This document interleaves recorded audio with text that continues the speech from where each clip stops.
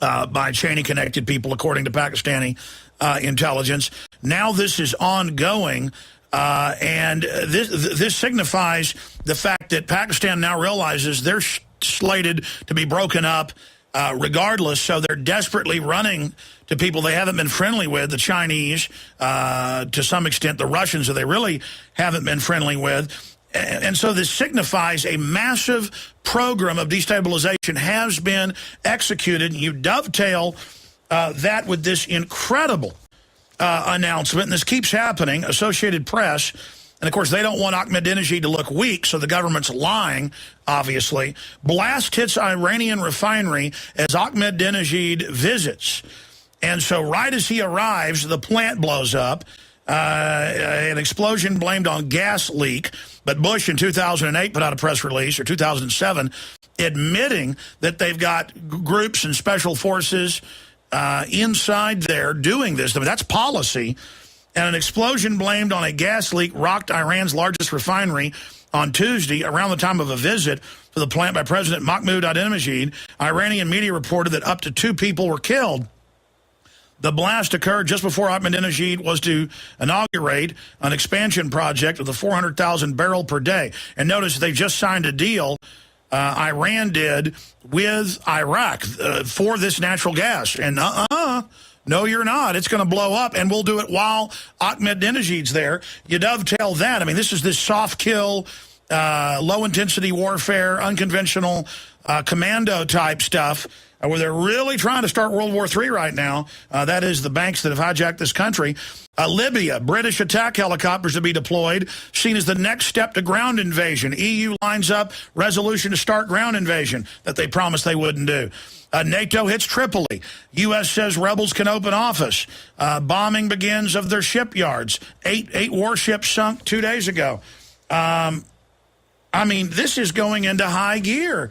Webster, I mean, are they launching some type of? I mean, this is scary.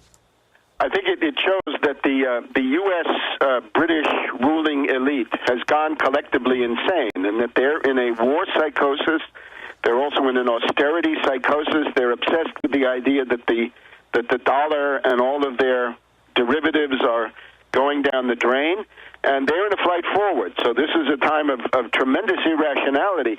The problem we have is that the general public remains unaware of most of these very, very shocking and very, very disturbing and scary events, primarily because the entire left opposition, so-called peace movement and related people, foundation funded in particular, have essentially given up on opposing Obama. They're not opposing; they're cheerleading the wars. But Webster, I mean, let's back off from this for a moment.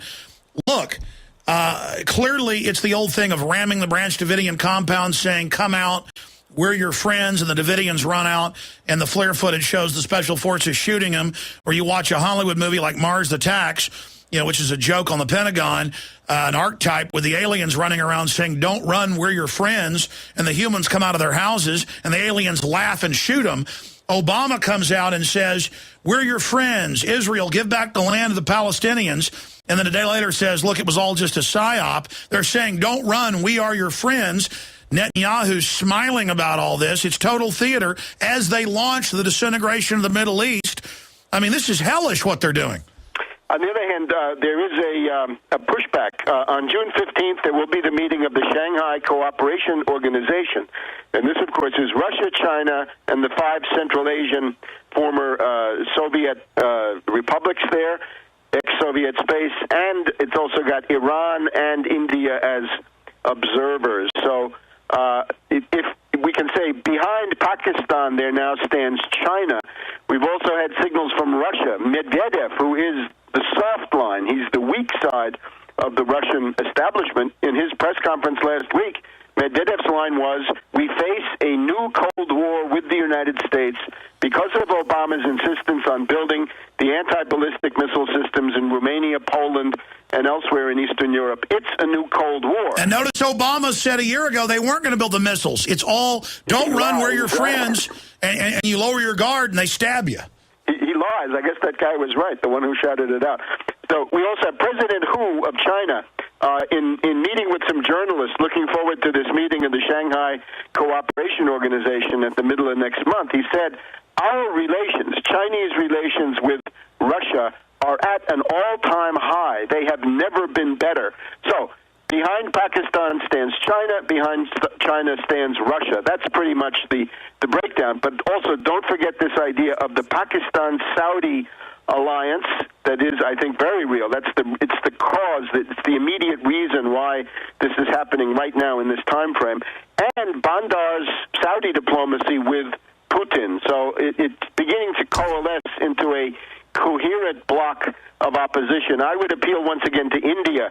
India is very, very ill-advised to stay in this U.S.-India nuclear deal. It simply makes India into cannon fodder. It makes India into the expendable continental dagger of the U.S. and the British, a large land power to be used against China, Russia. And the globalists wreck them even more economically in the process, and then they go into more debt. And the parasitic bankers get America more into debt and bankrupt us more, but we get patriotic in this new giant war the Rand Corporation said they needed 3 years ago in that very area to, quote, get their new world order. Now we're not worried about the global bankers looting us because we're all patriotic because World War III has started.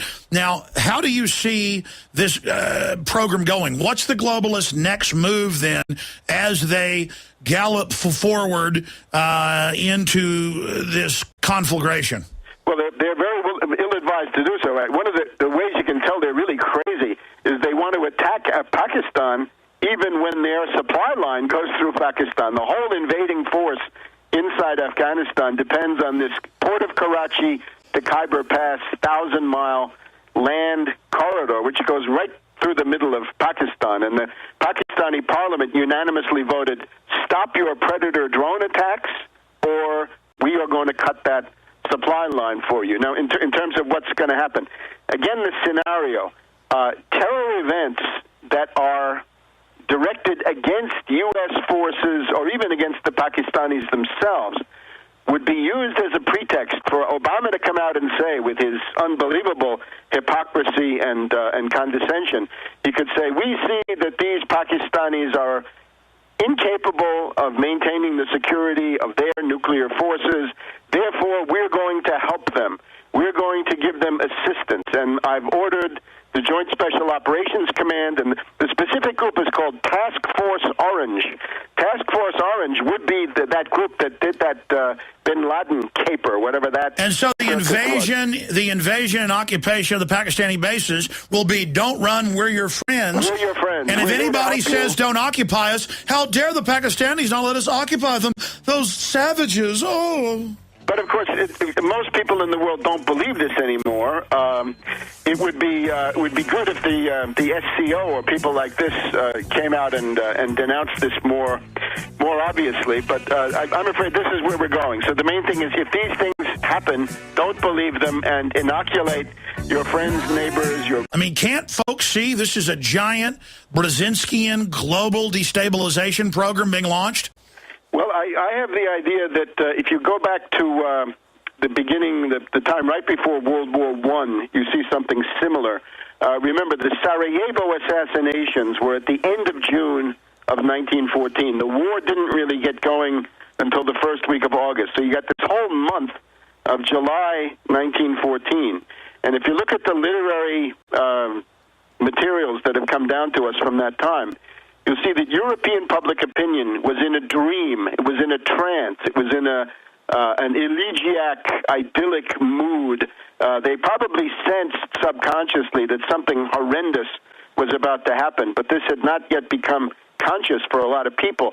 You look at the situation right now. We're closer to a general war than we've been, I guess, since about 2007, since the high point of Bush, Cheney, and the rogue B-52 and the Kennebunkport warning at that time.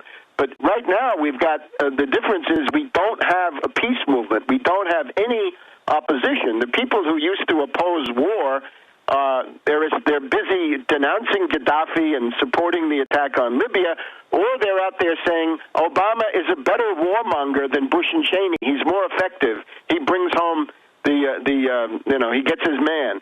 So it's a terrible situation. So those of us who can understand this, and your listeners in particular, have to do everything possible to wake up public opinion in the United States, we are drifting towards some kind of general war, some kind of horrendous incident, and we've got this lunatic ruling class. We've got a bunch of incompetent, bungling, utopian people. They're perfectly incompetent. They're not in a position to run the affairs of this country, and unfortunately there's no visible organized alternative. But at least the idea that the situation in the world strategic sense is more serious, more threatening than it has been in the past 3 or 4 years. This idea we have to get across.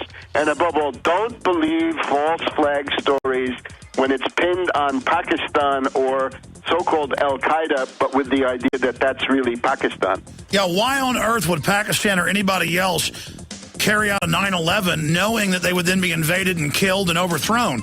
It's like, why would somebody jump in front of a truck? It doesn't make sense. Right. Look at how they invaded Iraq, saying they were involved in 9/11. Webster, let's shift gears and get into Dominique Strauss-Kahn.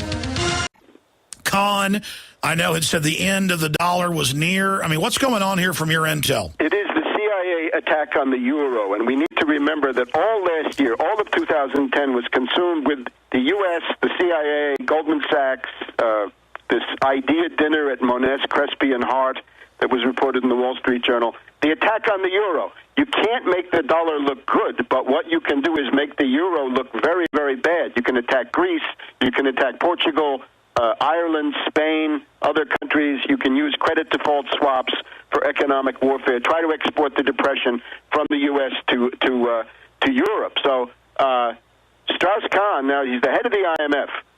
He wants to be president of France. So his task was to keep the euro together until he could become president of France. Minimally that. That would mean something that the U.S. Wall Street, and of course Wall Street runs the CIA, couldn't accept. So they had to launch some kind of an attack. What it shows, by the way, is the desperation of imperialism. They're knocking over assets that they've used for 10, 20, 30 years, right? They put 15 years of work into building the bin Laden myth. Now they announce he's dead. They have Mubarak in power for 30 years. Then they decide to overthrow him. The power-sharing deal on the International Monetary Fund is really about 60 years old, 60 to 65 years old. It's that traditionally the head of the World Bank is from the U.S. and the head of the IMF is from Europe. And Europe has meant about half of the time, I think we've had 4 French bosses of the IMF, 1 German.